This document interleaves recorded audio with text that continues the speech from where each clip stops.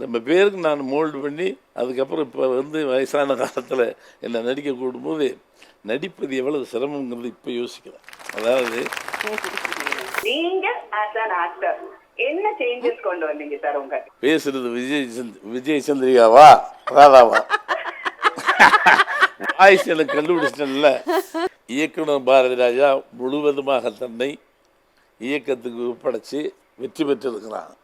தந்தை பாரதி ராஜாக சில இடங்களில் நான் தூத்திருக்கின்றான், மன்னிக்கணும். ஏன்னா இல்ல இல்ல இல்ல இல்ல அது நான் ஒத்துக்க மாட்டேன். நீங்க 16 வயது நிலை என்ற படத்திலேயே பல புதுமைகளையும் புரட்சிகளையும் புகுத்தினீங்க. 16 வயது நிலை படம் முதல்ல உங்களுக்கு அமைஞ்சது எப்படி தெரிஞ்சுக்க விரும்புகிறோம். அந்த நேரத்தில் ஃபிலிம் ஃபைனான்ஸ் கார்பரேஷன் ஒன்று உண்டு. பட்ஜெட் படங்கள் பண்ணலாம். தாகம்னு ஒரு படம் ஃபிலிம் இன்ஸ்டியூட்லேருந்து பண்ணாங்க, அதில் நான் ஒர்க் பண்ணிட்டு இருந்தேன். அப்போ மயில்னு ஒரு சின்ன ஸ்கிரிப்ட் பண்ணேன். அதை வந்து 1.5 lakhs படம் பண்ணுறது. அப்போ அதை அனுப்பிச்சு ரிஜெக்ட் ஆயிடுச்சு. அதுக்கப்புறம் என்ன பண்ணுறதுன்னு தெரியல, இன்னொரு கதை ஒன்று பண்ணோம், சொந்த வீடுன்னு. முதல் முறையாக மேடம் ஜெயலலிதா அவர்களுக்கு தான் நான் கதை சொல்லியிருக்கேன். இது யாருக்கும் தெரியாத ஒரு விஷயம். புதுமை பெண் பின்னாடி வந்தது இல்லையா, அந்த ஸ்கிரிப்ட் தான் முதல் ஸ்கிரிப்டு. செல்வராஜன் நானும் போய் இதே போயஸ் காலத்தில் ஃபஸ்ட்டு அவங்க சொன்னேன். அதுதான் என்னோட முதல் படமாக இருந்திருக்க வேண்டியது. அதுக்கப்புறம் அது பல காரணங்களில் தள்ளி போயிடுச்சு. தென் 16 வயதுலேயும் அது ஒரு பிளாக் அண்ட் ஒயிட்டில் பண்ணலாம்னு நாகேஷையும் ரோஜா அரமணியும் போட்டு. அப்புறம்தான் எனக்கு ஒரு ப்ரொடியூசர் வந்தார், ராஜ்கன் சொல்லி, பொள்ளாச்சியிலேருந்து. அவர் எப்போவுமே என்னை டைரக்டர்னு கூப்பிடாரு, உதவி இருக்கும்போதே கூப்பிடுவார். அவர் தான் கூப்பிட்டு கதை கேட்டார். அவருக்கு நான் 3 கதை சொன்னேன். சிகப்பு ரோஜாக்கள், இன்னொன்று இது 16. அவருக்கு என்ன 16 ரொம்ப பிடிச்சிருந்துச்சு. நான் சொன்னேன், இது கிளாஸ் ஃபிலிம், ஆர்ட் ஃபிலிம், கமர்ஷியலாக நீங்கள் பண்ணிங்கன்னா கஷ்டம். அப்போல்லாம் வந்து சாங்கெல்லாம் போடல. இல்லை இதுதான் எனக்கு பிடிச்சது, எனக்கு டிஸ்ட்ரிபியூஷன் இருந்திருக்கேன், I know the pulse of the people அப்படின்ட்டார். சரி இவர் இவ்வளோ இப்போ இதான் உறுதியாக சொல்லும்போது இன்னும் 16 ஆரம்பித்தோம். அப்புறம் அந்த கேரக்டருக்கு நாகேஷ் போடுறதா இருந்தது.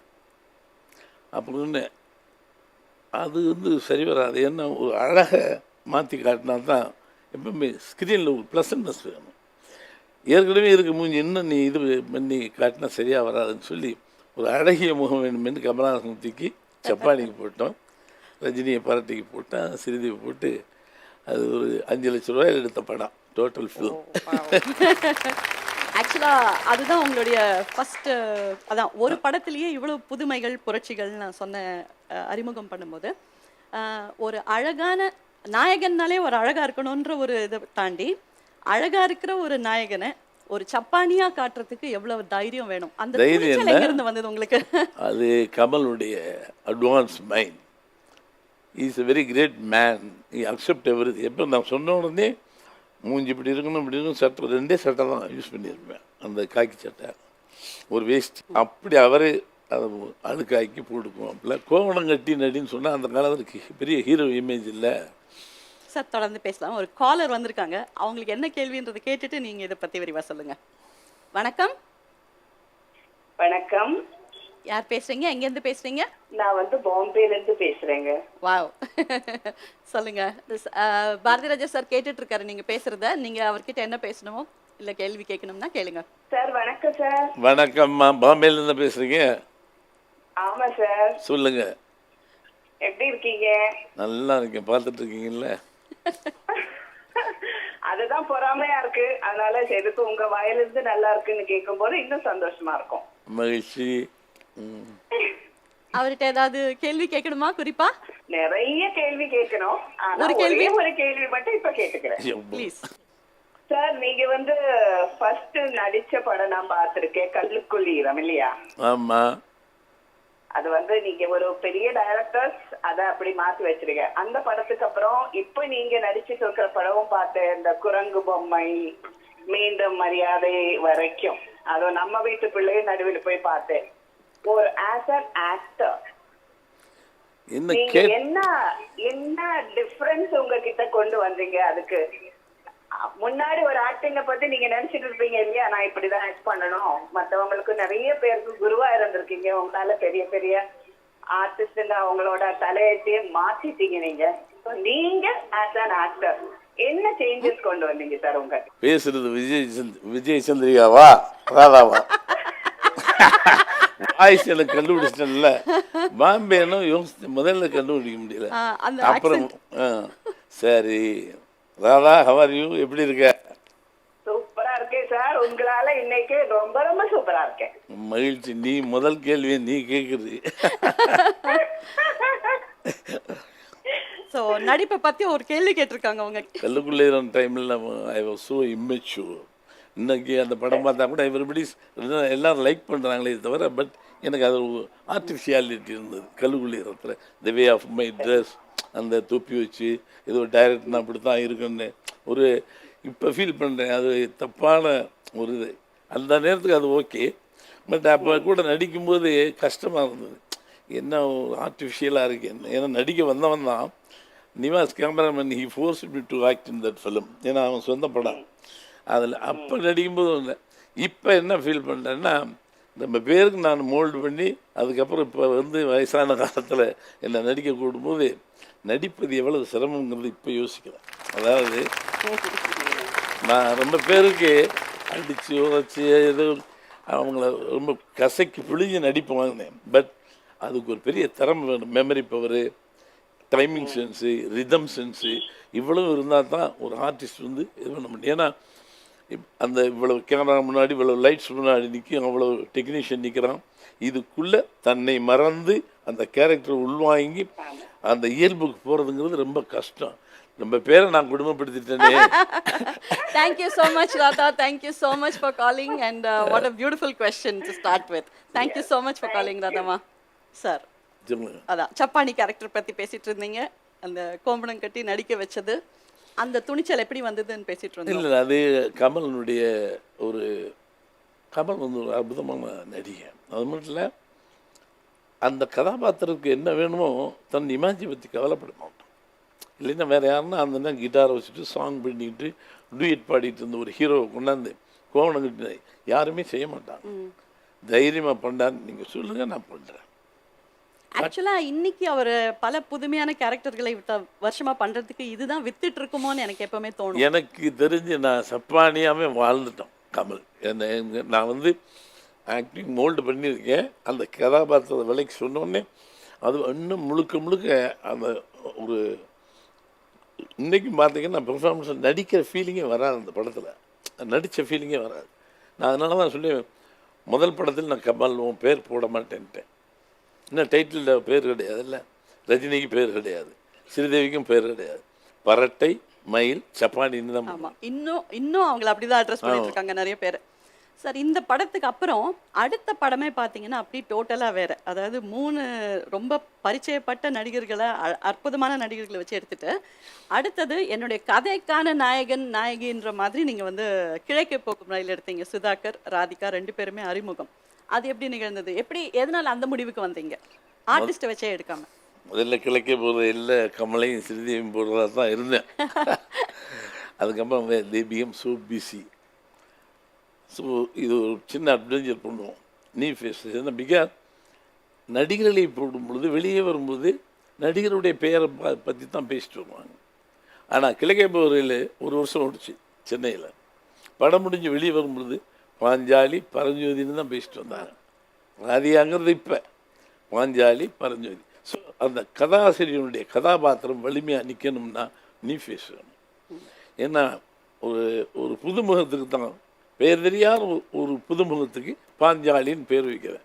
ராதிகாங்கிறது இப்போ அவன் சுதாகர், அவனுக்கு பரஞ்சோதின்னு பேர் வைக்கிறேன்.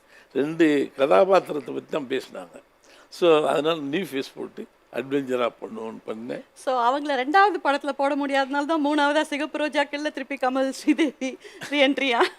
இல்லை, அது வித்தியாசமான படமும் கூட. அது என்னென்னா, சிகப்பு ரோஜாக்களில் ஒரு சொஃபிஸ்டிகேட்டட் வேணும். அது கமல்கிட்ட அந்த இது இருக்கும், ஸ்டைலிஷ். ஸ்ரீதேவி ஒரு பாங்கான பொண்ணு. அதுக்கு வேண்டி தான் இப்படி ஒரு பொண்ணு ஏமாந்துடுறா அப்படிங்கிற மாதிரி 2 பேரையும் போட்டான். ஸோ நான் நினைக்கிறேன் நிறைய நிறைய ரெக்கார்ட்ஸ் பிரேக் பண்ணுறதுன்னு சொல்லுவாங்க, ஹேட்ரிக்ஸ் அடிக்கிறதுன்னு. உங்களுக்கு அது வந்து கணக்கே வைக்க முடியாதுன்னு நினைக்கிறேன் நான். ஏன்னா தொடர்ந்து வெற்றி படங்களாக இவ்வளோ கொடுத்த வெகு சில இயக்குனர் தான் இருப்பாங்கன்னு நினைக்கிறேன், எனக்கு தெரிஞ்ச அளவில் நீங்கள். ஸோ அதுக்கப்புறம் தொடர்ந்து நீங்கள் வந்து நிழல்கள், கல்லுக்குள்ளீரம், அலைகள் ஓய்வதில்லை மாதிரி ஒரு புரட்சிகரமான படம். ஸோ இந்த மாதிரி ஒரு ஒரு படத்துக்கும் எவ்வளவு மெனக்கெடல் இருந்தால் இந்த மாதிரியான புதுமைகளையும் புரட்சிகளையும் செய்யறதுக்கு உங்களுக்கு வாய்ப்பு கிடைச்சிருக்கும்? எனக்கு ரிப்பிட்டேஷன் பிடிக்காது. ஒரு கலைஞனுங்கிற பல பரிமாணங்கள் உண்டு. திசை 4 இல்லை 8 திசை, இன்னும் பல்வேறு ஒரு திசை நோக்கி மட்டும் பயணப்படக்கூடாது. சார் இதை பற்றி நிறைய பேசணும். ஒரு காலர் வந்திருக்காங்க, அதை பேசிட்டு நீங்கள் தொடரலாம். ஹலோ, வணக்கம் சார். வணக்கம் மேடம். யார் பேசுறீங்க? எங்கேருந்து பேசுறீங்க? சார் நான் ஈரோடு மாவட்டத்திலிருந்து பேசுறேங்க மேடம், கத்திஜான். சொல்லுங்க, சார் கேட்டுட்டு இருக்காரு, என்ன கேட்கணும்? சார் முதல்ல படம். சார் வணக்கம் சார். வணக்கம் சார். முதல்ல படம் டைரக்டர்லாம் பண்ணிட்டு இருந்தீங்க, இப்போ படமெல்லாம் நடிக்கிறீங்க சார். எல்லா இதுவுமே நல்லா இருக்குது, கதாபாத்திரம் நீங்க நடிச்சிட்டு இருக்கிறது. நன்றி. அப்போ எங்க அப்பாவுக்கெல்லாம் உங்களை ரொம்ப பிடிக்கும் சார். உங்களுக்கு? எனக்கு பிடிக்குங்க சார். இப்ப இருக்கிறதோட இப்பதான் நீங்க யூத் மாதிரி இருக்கிறீங்க பாக்குறதுக்கு. யூத் மாதிரியா? யூத்தேவா? யூத்தே தாங்க சார், செமையா இருக்கிறீங்க பாக்குறதுக்கு. நன்றி நன்றி சார். இப்ப ஏதாவது படம் இது பண்ணிட்டு இருக்கீங்களாங்க சார்? இப்போ ஒரு படம் முடிச்சிட்டோம்மா. அந்த படத்தை பத்தி விரிவா தொடர்ந்து எல்லாருக்காகவும் பேசலாம். ரொம்ப நன்றி கால் பண்ணதுக்கு. அவர் இப்போ வரப்போற படத்தை பத்தி இந்த நிகழ்ச்சியின் இறுதியில பேசுவார். Thank you so much for calling. இந்த படத்தை பற்றி சொல்கிறேன், கொஞ்சம் வெயிட் பண்ணி. எஸ் சார், நீங்கள் சொல்லிட்டு இருந்தீங்க இந்த மாதிரி படங்கள் தொடர்ந்து.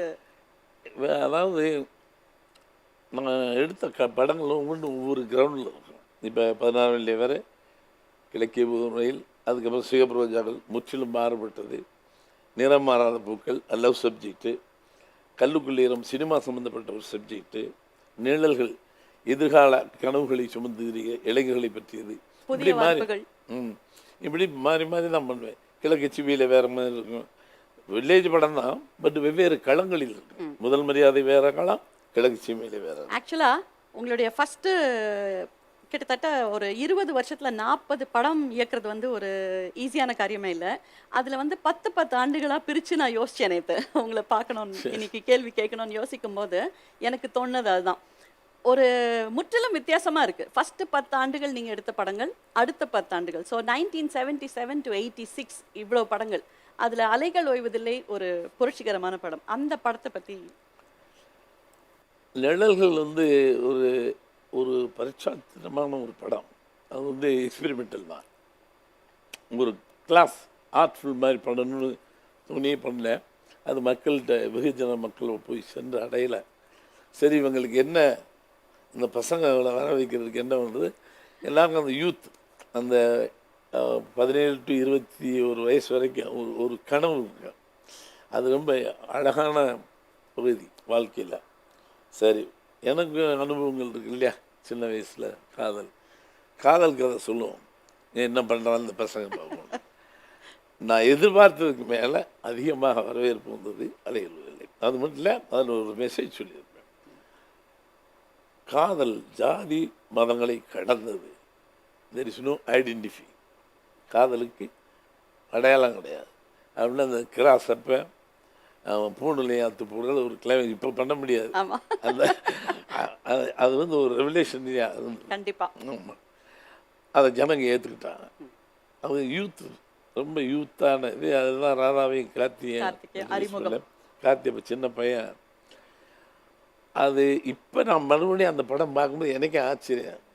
இளமை இவ்வளோ விளையாடி இருக்கேன் பாரதி ராஜா அப்படி என்ன நான் ரசிச்சுக்குவேன். ஹலோ, வணக்கம். வணக்கம். வணக்கம். வணக்கம். சொல்லுங்க sir. Sir Bharathi Raja sir, வணக்கம் சார். வணக்கம். நிழல்கள் ரவி. ரவியா? என்றும் இளமையில இருக்க மார்க்கெண்டிங் டைரக்டர். ரவி பரவாயில்லையே.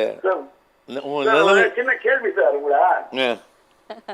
நீங்க வந்து இப்போ என்ன அறிமுகப்படுத்துனீங்க, அதாவது ஒரு ராசியான மோதிர கையால புட்டு போட்டு நான் வந்து இன்னைக்கு மக்களால அன்பா எல்லாருடையும் நிழல்கள் ரவி அப்படின்னு சொல்லி அழைக்கிற அளவுக்கு என்னை வந்து நீங்க உருவாக்கி விட்டீங்க. ஃபஸ்ட்டு வரும். அதாவது என்ன மட்டும் இல்ல, அது மாதிரி நிறைய நடிகர்கள், அதாவது நிறைய technicians, cameraman, director, assistant directors, இன்னைக்கு வந்து நீங்க யாரு எங்க நினைச்சாலும் பாரதிராஜா சாரோடைய வளர்ப்புல வந்தவங்க நிறைய பேர் இன்னைக்கு ஃபீல்ட்ல சுத்தி இருக்கோம். ரவி உனக்கு ஞாபகம் இருக்கா? சொல்லுங்க சார். நிழல்கள் ரவின்னு நான் ஒன்று போட்டேன். நீ முதல் முறையா ஒரு வண்டி வாங்கி அதுல நிழல்கள் ரவின்னு அந்த வண்டிக்கு பேர் போட்டேன், ஞாபகம் இருக்கா? ஆமா சார், ஷேடோஸ் போட்டு. ஆமா, நைஸ் பாய். ரொம்ப ரொம்ப நல்ல சார்.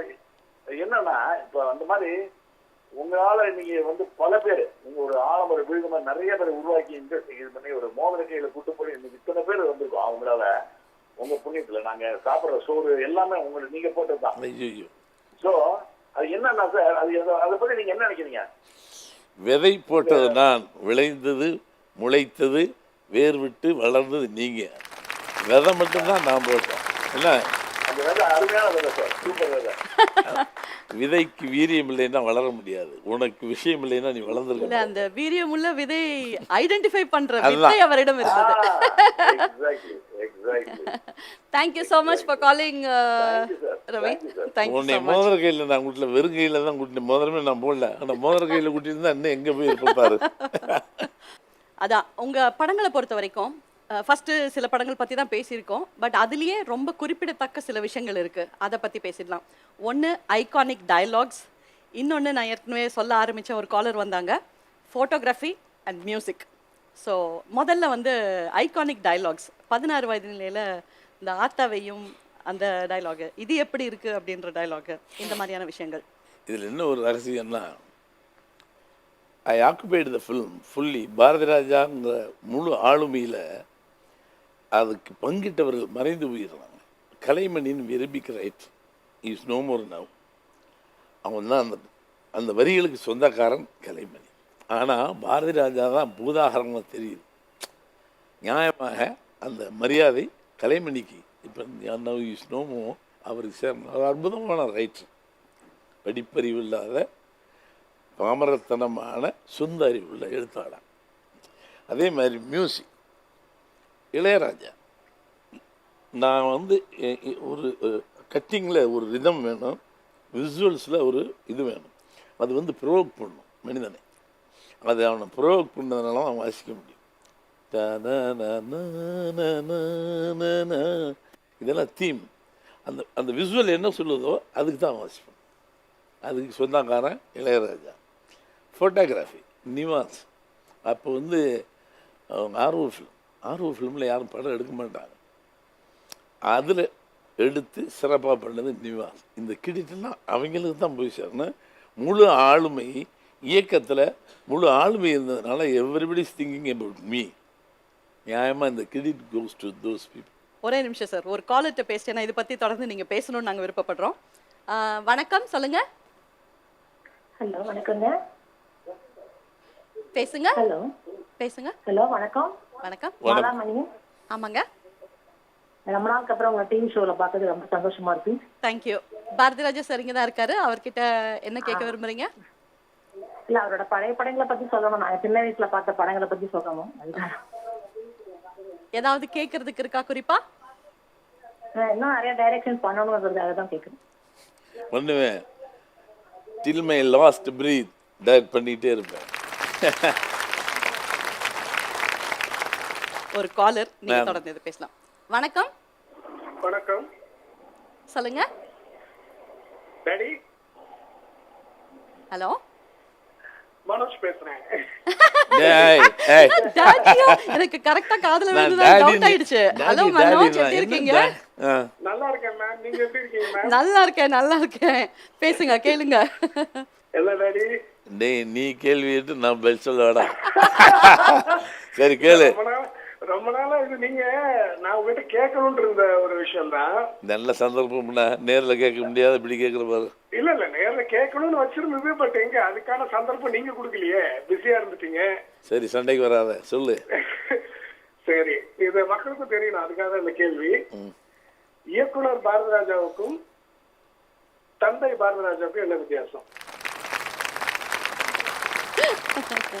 இயக்குனர் பாரதி ராஜா முழுவதுமாக தன்னை இயக்கத்துக்கு ஒப்படைச்சு வெற்றி பெற்றிருக்கிறான். தந்தை பாரதி ராஜாக சில இடங்களில் நான் தூத்திருக்கின்றான், மன்னிக்கணும். ஏன்னா இல்ல இல்ல இல்ல இல்ல அது நான் ஒத்துக்க மாட்டேன். நீங்க நல்ல அதாவது என்னன்னா என்னை பொறுத்த வரைக்கும் நான் வந்து உங்களை பிரமிச்சு பார்த்தது வந்து இயக்குனர்ங்கிறத விட ஒரு மிகச்சிறந்த தந்தைன்னு தான் நான் பார்த்திருக்கேன். ஆமா. எல்லா சாதனையாளர்களுக்குமே இந்த ஒரு பேலன்ஸ். இல்ல மேம், அது வந்து எப்படின்னா the way he is brought us up. ஏன்னா எனக்கு ஒரு தங்கச்சியும் இருக்கா. எங்க 2 பேரையும் அவர் வந்து அவருடைய பணி நிமித்தம் போக அது போக எங்களை வளர்த்த விதமே ஒரு சிறந்த விதம் தான் அது. So Daddy, I really thank you so much and we are very lucky to have you as a father. என்ன எனக்கு கவலைடா, முழுவதுமாக நான் முழு கவனத்தையும் குடும்பத்தில் செலுத்தாம சினிமாவில் பகிர்ந்து கொடுத்துட்டோன்னு சின்ன கவலை உண்டு. நான் இதுக்கே இப்படி சொல்றேன். இன்னும் நான் உன்னோட முழுவதுமாக இருந்திருந்தா வாழ்க்கை வித்தியாசமா இருந்தது இல்ல. Thank you so much for calling, Manoj. So nice of you. Thank you so much.